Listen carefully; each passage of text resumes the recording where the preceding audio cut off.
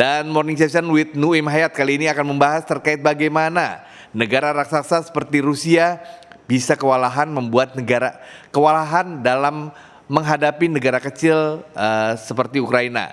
Sudah terhubung dengan kami langsung dari Melbourne, Australia, penyiar dan jurnalis senior Nuim Hayat. Selamat pagi waktu Indonesia, selamat siang waktu Australia, Bang Nuim. Betul, selamat siang di Australia, selamat pagi di Indonesia. Apa kabar Iswayudi? Siap, Bang Nuim. Sehat selalu ya, Bang ya. Bang Nuim. Alhamdulillah. Saya mau bertanya nih, bagaimana negara seperti Rusia sepertinya agak kewalahan menghadapi negara Ukraina, karena kita memprediksi pada saat itu ketika Rusia menyerang Ukraina hanya butuh sekitar 1 minggu atau mungkin sekitar 2 minggu Rusia bisa menguasai Ukraina. Namun sudah hampir lebih dari sebulan Rusia sepertinya agak kewalahan untuk bisa menguasai Ukraina. Seperti apa Bang Nuim melihatnya? Nah, ini bukan pertama kali Iswayudi. Jadi yang paling terkenal barangkali di antaranya kalau di zaman modern, abad ke-20, 21, jangan kita lihat ke belakang lagi. Kita tahu bagaimana Amerika kewalahan, kata orang Medan, lari malam dari Vietnam. Kemudian bagaimana Amerika angkat kaki dari Afghanistan dan sebelumnya Uni Soviet juga angkat kaki dari Afghanistan. Jadi ini bukan persoalan kekuatan, tapi barangkali seperti yang dikatakan oleh Napoleon, bahwa tentara itu sebenarnya yang hebat itu bukan senjatanya, tapi manusianya. Dalam hal ini, karena bagi Ukraina, mereka itu kalah atau menang atau mati, ya mereka terpaksa berjuang mati-matian untuk melawan Uni Soviet, melawan Rusia. Dan berita yang tersiar mengatakan bahwa banyak sekali dari tentara Rusia yang dikerahkan ke Ukraina itu bukanlah tentara yang bisa dikatakan profesional, tapi banyak sebenarnya yang hanya mengikuti semacam dinas wajib militer, jadi kurang berpengalaman. Dan bagi orang tentara atau laskar di Ukraina, ya mereka terpaksa harus melakukan pembelaan terhadap negeri dan tanah air mereka. Dan mereka berjuang mati-matian. Jadi dalam hal ini kita melihat, misalnya setelah perang Korea tahun 50-53, bagaimana Korea Utara yang begitu kecil bisa bertahan terus ya, sedangkan waktu itu dikeroyok oleh Perserikatan Bangsa-Bangsa, tapi masih tetap eksis, masih ada sampai sekarang ini Korea Utara. Jadi tidak mengherankan bahwa ini terjadi karena sebelumnya seperti saya katakan tadi, sudah banyak contoh-contoh yang menunjukkan bahwa tidak selamanya kekuatan kuantitatif ya, kekuatan jumlah itu bisa menjadi penjamin akan kemenangan. Jadi barangkali dalam ingatan kita ya, baru saja ini kan bulan Agustus yang lalu bahwa Amerika dan NATO, jadi bukan hanya Amerika tapi NATO, ya Persekutuan Pertahanan Atlantik Utara angkat kaki dari Afghanistan. Bagaimana ini mungkin terjadi, tapi itu memang suatu kenyataan dan itu terjadi. Jadi nampaknya ini juga sedang dialami oleh Rusia di Ukraina. Jadi barangkali Rusia ini tidak kapok juga, sudah pengalaman pahit di Afghanistan, sekarang ingin ke Ukraina. Tapi nampaknya di Ukraina karena lebih dekat dan karena dalam hal ini NATO, ya Persekutuan Pertahanan Atlantik Utara agak malu-malu, Amerika juga agak malu-malu, tidak mau memberikan misalnya pesawat tempur dan senjata-senjata yang bisa dianggap oleh Rusia sebagai provokasi yang membuat mereka melakukan tindakan yang lebih ganas lagi. Bang Nuim, kalau melihat kondisi yang terjadi di antara Rusia dan Ukraina, memang kita melihat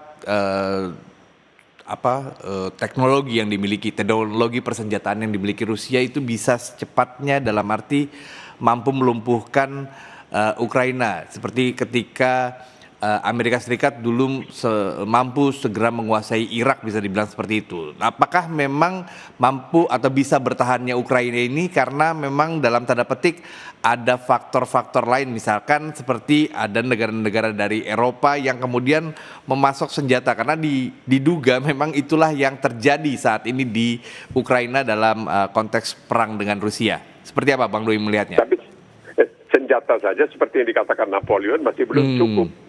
Karena perlu manusianya. Dalam hal ini yang mempertahankan negeri mereka, kan mereka habis-habisan. Tentara Rusia yang dikirim ke Ukraina itu mereka pikir untuk apa ini? Apa sebenarnya yang menjadi tujuan kita? Sedangkan bagi Ukraina ini hidup atau mati. Ini soal hidup atau mati. Ini pertahanan. Jadi kalau kita lihat misalnya ini sebagai contoh saja, tahun 480 sebelum era Kristiani. Ketika bala tentara Persia yang begitu luar biasa, jumlahnya ada yang mengatakan 70.000, ada yang mengatakan 300.000, ingin melakukan serangan ke Yunani. Mereka tersendat di tempat bernama Thermopylae. Padahal waktu itu tentara Yunani, ya terutama kaum Sparta itu hanya ada kira-kira 7.000 orang. Jadi 10 kali lebih sedikit, atau bahkan hampir 30 kali, 40 kali lebih sedikit.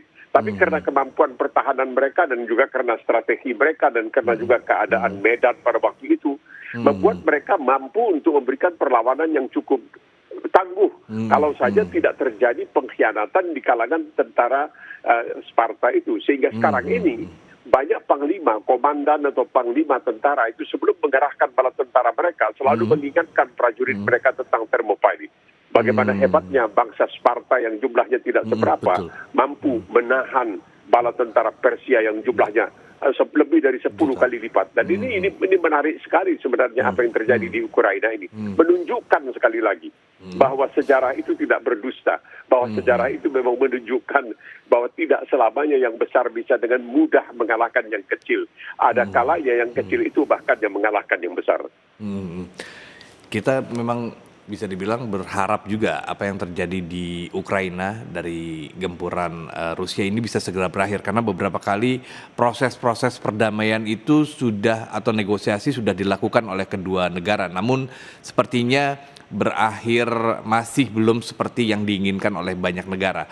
Kalau Bang Nuim melihat memang apakah ini ya persepsi banyak orang kan bisa dibilang ini invasi, sementara kalau dari versi orang-orang yang sepakat dengan apa yang dilakukan Rusia, ini sepertinya Rusia coba melindungi diri juga, intinya kayak gitu.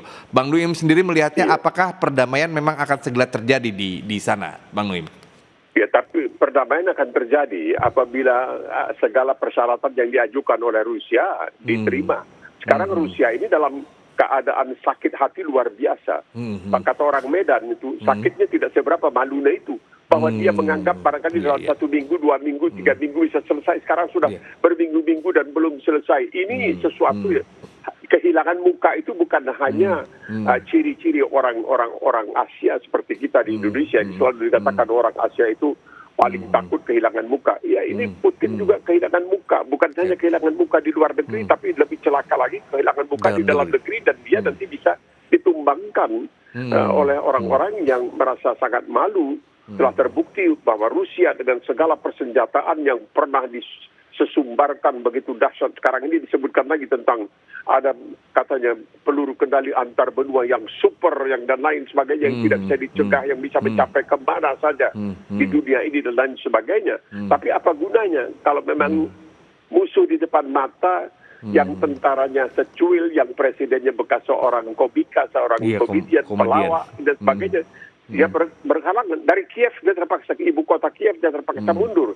Nah, Mariupol sekarang ini yang akan dikuasai, karena kalau itu dikuasai maka dia akan mempunyai jalur strategis yang menghubungkan Crimea dengan Rusia nantinya. Tapi bersusah payah, berapa banyak Rusia sudah tekor. Memang Rusia sebenarnya tujuannya bukan hanya untuk menghancurkan Ukraina barangkali, tapi untuk memporak-porandakan perekonomian Barat juga. Jangan dilupakan Iswayudi bahwa banyak sekali negara seperti Jerman yang telah menutup misalnya stasiun pembangkit listrik tenaga nuklir mereka, sangat bergantung kepada Rusia untuk memperoleh minyak terutama gas. Kalau tanpa ini mereka tidak bisa berkutik.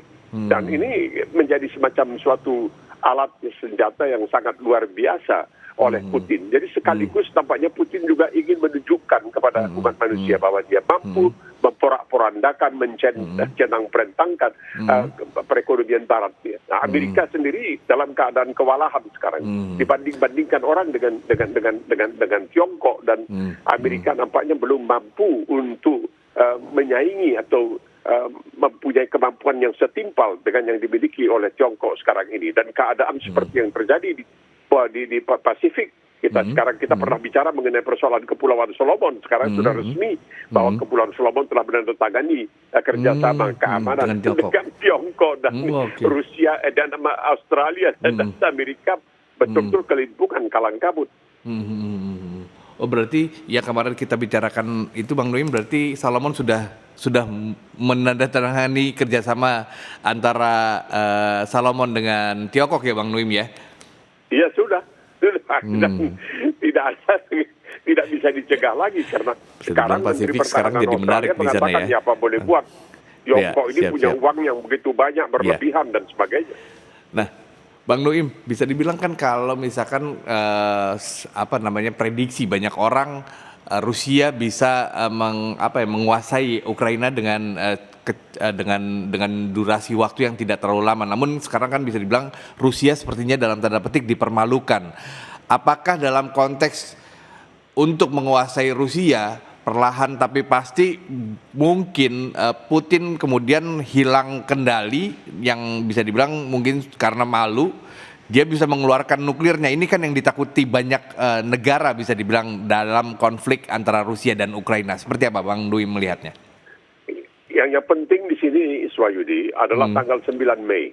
Karena itu hari penting bagi Rusia. Ketika itu masih Uni Soviet, mereka menang melawan Jerman, melawan Nazi. Pada tanggal 9 Mei itu adalah suatu hari bagi Rusia, itu hari yang sangat penting karena mereka memperoleh kemenangan ya dengan tentunya pengorbanan yang sangat luar biasa.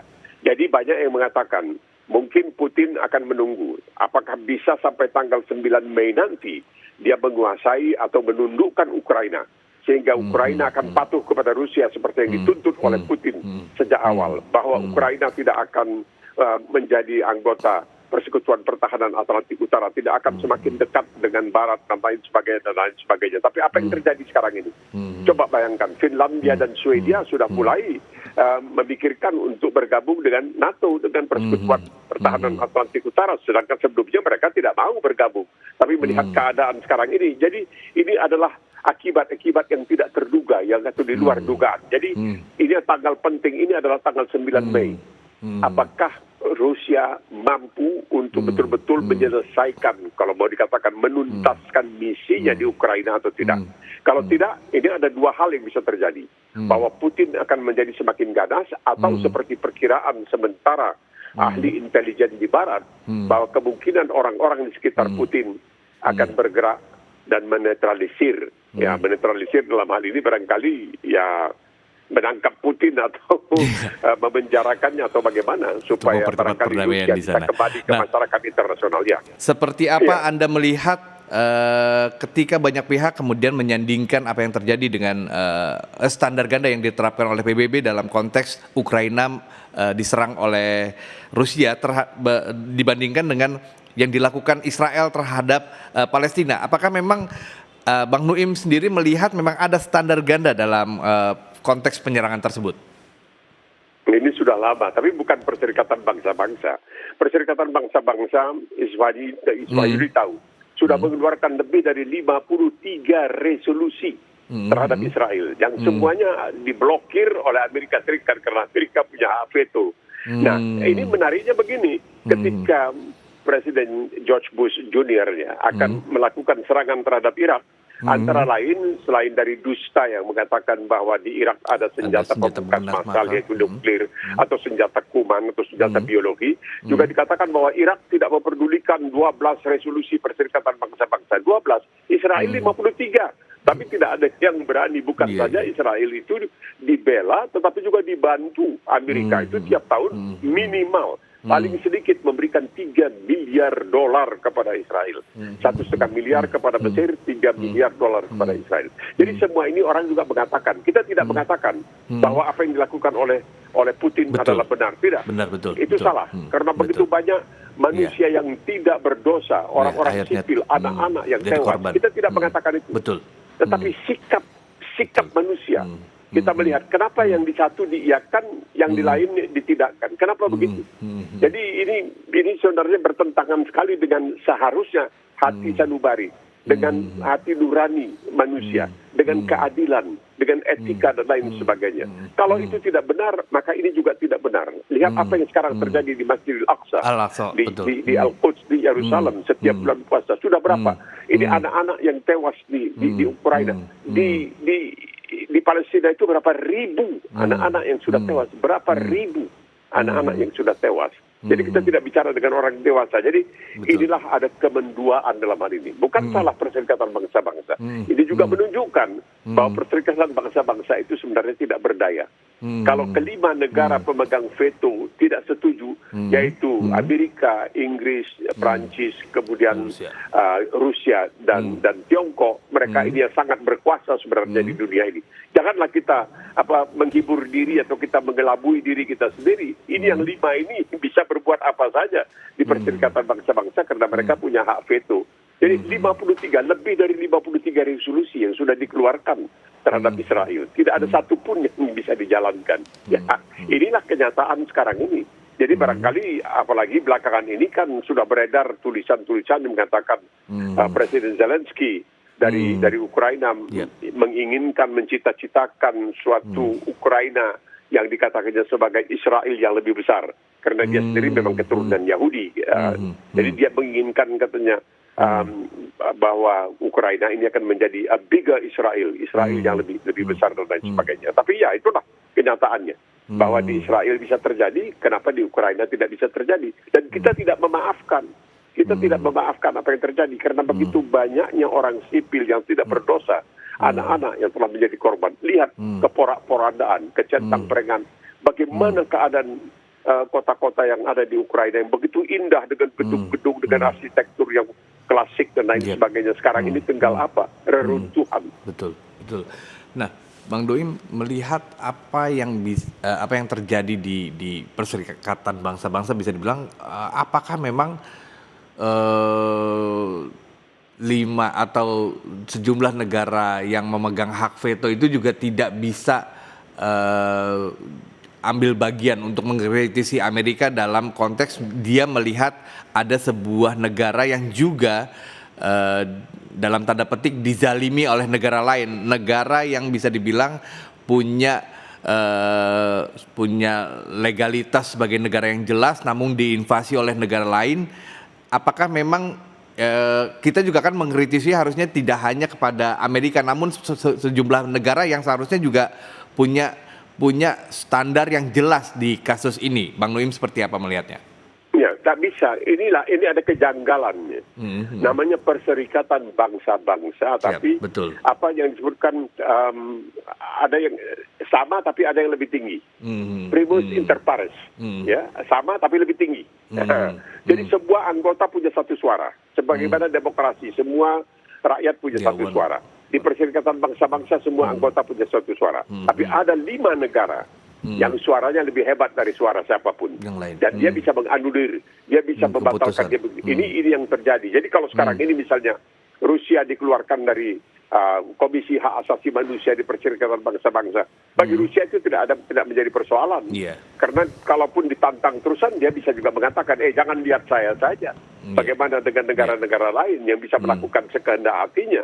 Orang bisa mengatakan, bagaimana dengan Tiongkok yang melakukan kezaliman terhadap bangsa Uighur di Xinjiang, atau bagaimana dengan Myanmar yang melakukan kezaliman terhadap Rohingya yang sudah beranak cucu di sana, sudah berapa keturunan di sana. Jadi ini semuanya juga tentunya menjadi perhatian oleh umat manusia bahwa kalau kamu membiarkan sesuatu kezaliman karena pertimbangan apapun, jangan heran nanti apabila terjadi kezaliman yang seperti itu juga dan kamu tidak bisa berbuat sesuatu apa.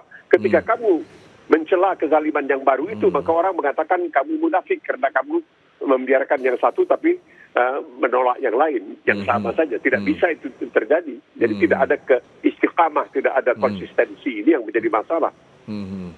Nah, menurut Bang Noim sendiri, apakah memang kondisi seperti ini tidak mungkin atau tidak bisa berubah di dalam peta di Perserikatan Bangsa-Bangsa, Bang Noim?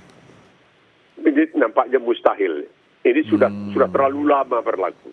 Sudah terlalu lama. Dan itulah cikal bakalnya. Itu awalnya itu adalah ketika dalam tahun 1948 diadakan pemungutan suara di Perserikatan Bangsa-Bangsa, mayoritas mengatakan memang ada hak orang-orang Yahudi untuk mendapatkan negara mereka sendiri di Palestina. Tapi ketika itu tidak diatur sedemikian rupa sehingga ketika mereka masuk mengambil begitu banyak orang-orang Palestina yang tergusur, yang dizalimi, yang sampai sekarang tidak bisa pulang ke negeri mereka.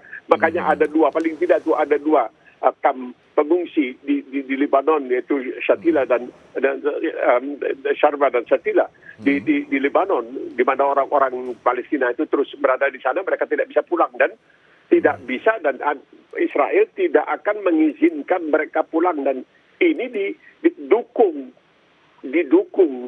Jadi begini, coba Iswayu dipikirkan. Ketika Barack Obama menjadi presiden, dia kemudian pergi ke Mesir. Dia menyampaikan suatu pidato. Dalam pidato itu dia mengatakan bahwa dalam persoalan Palestina tidak lagi boleh dilakukan pembangunan pemukiman baru untuk kaum migran Yahudi dari Eropa. 2 hari kemudian Israel mengumumkan akan bangun permukiman baru. Dan apa yang dikatakan oleh Menteri Luar Negeri Amerika pada waktu itu, Hillary Clinton, ya udahlah, itu jangan dibicarakan lah, udah kau. Jadi bagaimana baru beberapa hari sebelumnya seorang presiden Amerika Serikat yang dianggap sebagai manusia paling berkuasa di dunia di Mesir secara terang-terangan, secara resmi mengatakan jangan lagi ada permukiman baru untuk kaum migran Yahudi dari Eropa untuk ditampung di Israel. 2 hari 3 hari kemudian Israel mengatakan kita akan bangun permukiman baru dan tidak ada yang bisa berbuat satu apa, termasuk Amerika Serikat sendiri. Jadi banyak yang mengatakan, ya itu katanya orang-orang Yahudi itu bisa menguasai Amerika karena uang mereka. Tidak, Amerika yang memberikan uang kepada Israel, bukan sebaliknya.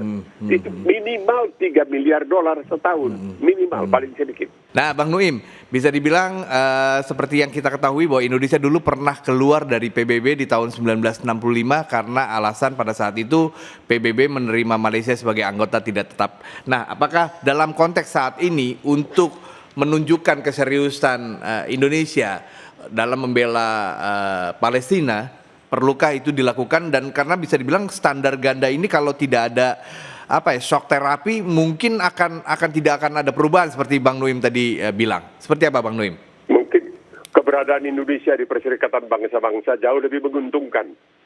Jangan dilupakan juga, jangan dilupakan Iswayudi bahwa kita juga pernah menarik diri dari Asian Games ya tahun 1964 di Tokyo. Indonesia tidak ikut karena menganggap bahwa itu bukanlah representatif untuk seluruh umat manusia. Kita kemudian di bulan Oktober 1963 menyelenggarakan Games of the New Emerging Forces, yaitu GADEFO.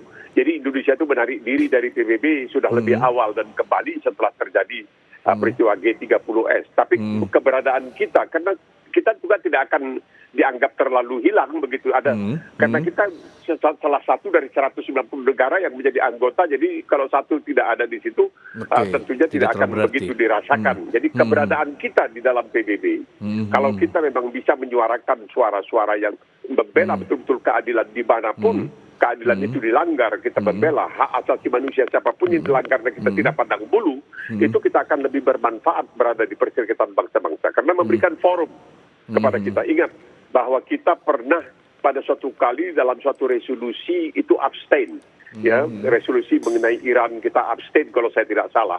Dan itu mendapatkan celaan yang sangat luar biasa di dalam negeri Indonesia sendiri. Harusnya kita bisa berpihak kepada negara-negara yang kita anggap tertekan atau diperlakukan secara tidak adil. Jadi keberadaan di dalam PBB lebih menguntungkan daripada di luar PBB. Nah, bisa dibilang kan kalau ada beberapa kali saya lihat di media sosial memang ada kritikan keras dari sejumlah diplomat atau perwakilan negara di PBB terkait invasi atau standar ganda PBB dengan membandingkan apa yang terjadi di Rusia dengan Ukraina, kemudian membandingkan dengan Israel dan Palestina. Mereka tegas mengecam dan mengkritisi standar ganda itu di beberapa sidang yang terjadi di Perserikatan Bangsa-Bangsa.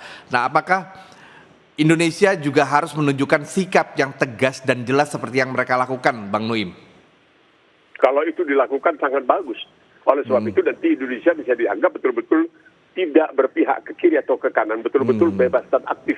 Sebagaimana yang sudah dicanangkan dari sejak awal, bahwa politik luar negeri Indonesia adalah bebas aktif. Makanya sekarang ini Indonesia dan Thailand sering disebut-sebut bagaimana mereka harus bersikap sekiranya terjadi sesuatu antara Tiongkok dengan Amerika, kemana mereka harus berpihak. Ini sering sudah dipertanyakan oleh banyak pihak sekarang ini.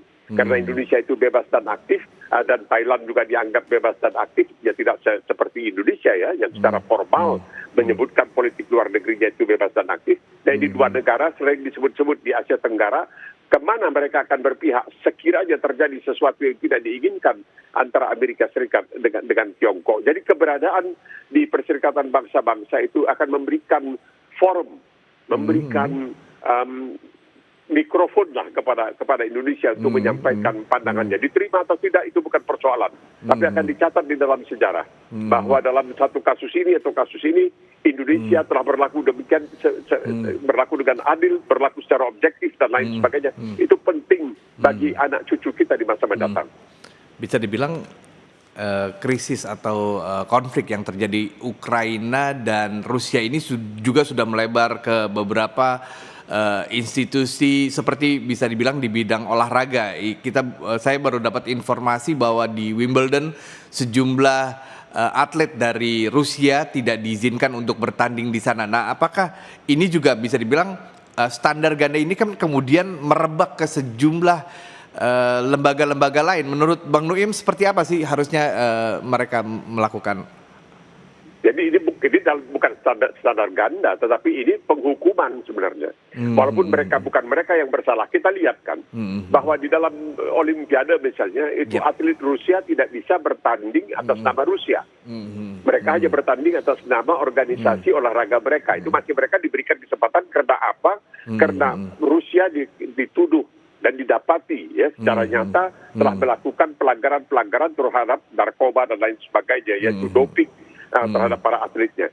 Jadi penghukuman yang dijatuhkan terhadap para atlet dari Rusia, dan bahkan ada yang mengatakan bahwa atlet Ukraina keturunan Rusia pun mungkin akan dipertimbangkan kebolehan mereka atau izin untuk mereka mengikuti pertandingan atau tidak. Jadi bagi sementara negara ini penting sekali karena olahraga itu merupakan batu loncatan bagi mereka untuk betul-betul memberikan gambaran atau propaganda mereka terhadap negeri mereka. Ini seperti yang pernah terjadi di Jerman Timur ketika Jerman Timur masih merupakan bagian dari kubu komunis, ya masih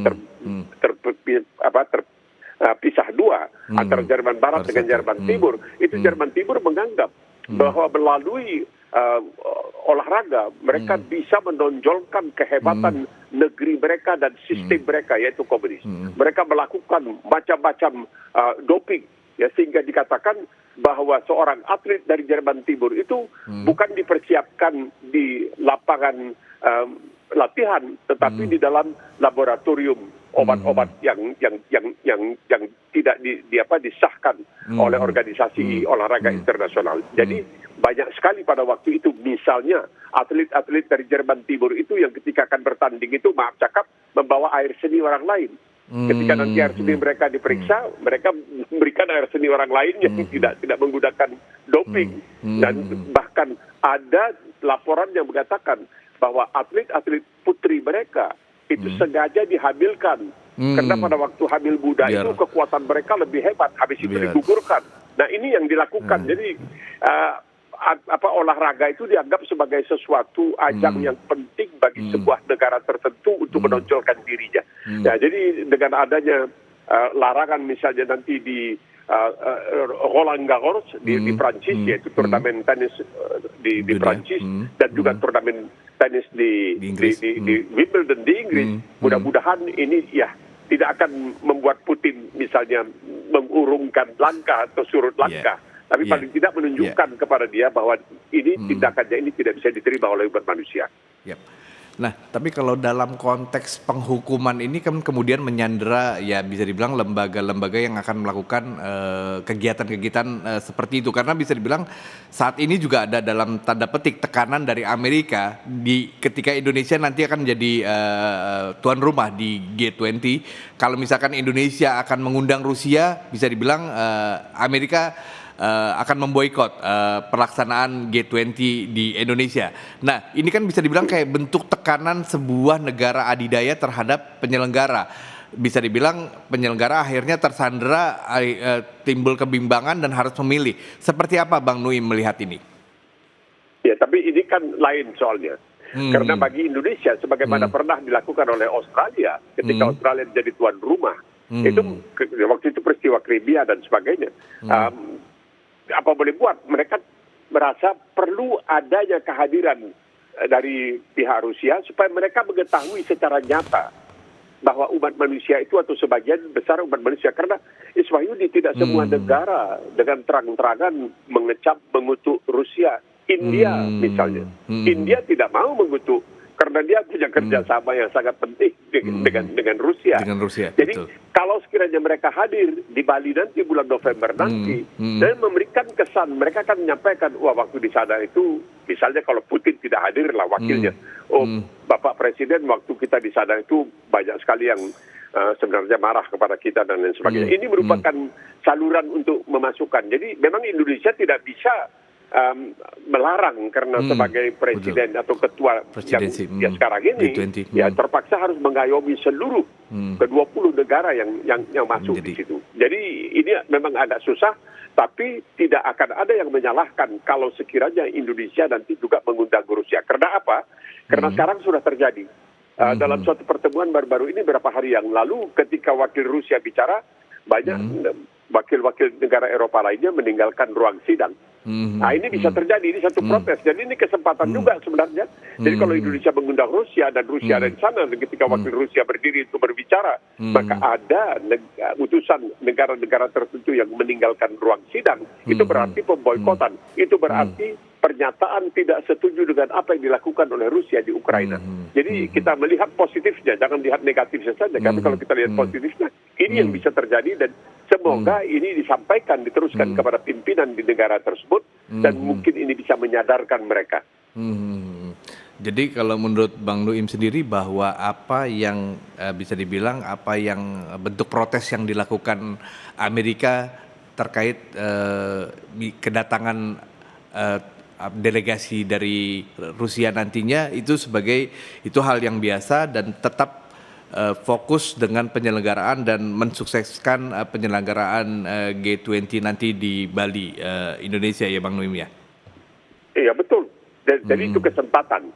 Sekaligus itu memberikan kesempatan. Memberikan kesempatan kepada Rusia untuk hadir, tetapi juga memberikan kesempatan kepada negara-negara yang menentang apa yang dilakukan Rusia di Ukraina untuk menyampaikan pandangan mereka bahwa mereka tidak setuju dengan apa yang dilakukan oleh Rusia. Dan kalau misalkan delegasi mereka tidak dikirim ke Indonesia itu jadinya bukan sebuah ketidakberhasilan sebagai penyelenggara acara begitu ya Bang Nuim ya? Betul. Jadi keberadaan itu lebih bagus karena secara langsung kan akan dilihat. Bukan hanya menurut laporan-laporan ini, tapi secara langsung ketika misalnya utusan Rusia berdiri, orang bangkit dari kursinya, itu mencolok sekali. Itu merupakan tamparan yang sangat luar biasa itu betul. Jadi tidak ada ruginya saya pikir, tidak ada ruginya. Oke, kita tidak setuju dan sebagainya, tapi itu merupakan suatu penyampaian rasa tidak setuju dengan secara langsung yang lebih gencar misalnya kepada Rusia. Nah, dalam konteks tersebut, apakah ini akan akhirnya mengganggu hubungan luar negeri kita ke negara-negara yang bisa dibilang dalam tanda petik tidak atau mengecam tindakan Rusia, Bang Nuim? Nggak bisa. Jadi itu lain, bahwa kita menyayangkan misalnya tindakan Rusia dan lain sebagainya. Dan kita sebagai penyelenggara berkewajiban kita mengundang para anggota. Selesai. Karena ini sudah terjadi juga di masa lalu. Bukan hanya baru sekarang ini, tapi juga pernah terjadi di masa lalu. Jadi tidak bisa, kita punya kewajiban sebagai ketua, sebagai penyelenggara untuk mengundang semua anggota. Apakah mereka datang atau tidak, wallahu alam. Apakah semuanya setuju atau tidak, itu terserah. Kalau tidak setuju, nanti ketika ada giliran yang diberikan kepada orang yang tidak mereka setujui untuk hadir di situ, berdiri untuk memberikan sambutan, ya mereka keluar, tidak apa-apa, walk out, biasa. Itu terjadi dalam banyak hal untuk menyampaikan rasa tidak suka, rasa tidak setuju.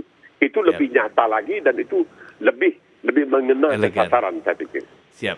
Terima kasih Bang Nuim atas waktunya dan masukannya buat kita semua pendengar MG Listener. Dan Kita berharap apa yang akan terjadi nanti di Bali di forum G20 semuanya akan jelas, akan mungkin juga bisa dibilang bentuk ada desakan perdamaian di situ bisa tercipta juga mudah-mudahan ya Bang Nuim ya. Kita berharap yang terbaik akan terjadi di Bali nantinya. Nah, Bang Nuim, Insya terima Allah. kasih atas waktunya. Salam sehat selalu Bang Nuim.